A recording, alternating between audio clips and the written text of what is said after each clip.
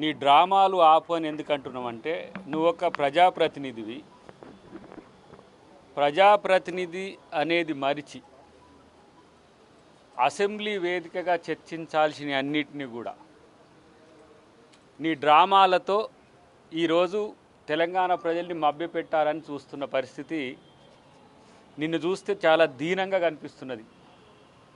ఇప్పుడే మా రామ్మోహన్ రెడ్డి గారు లెక్కలు అన్నీ ఏ విధంగా చేసినామని చెప్పిండ్రు.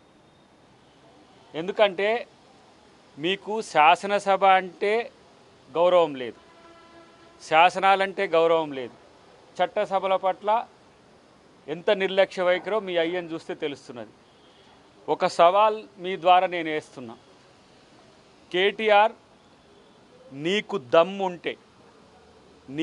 దమ్ముంటే అసెంబ్లీకి నీతో పాటు నీ అయ్యను కూడా తీసుకొని రా.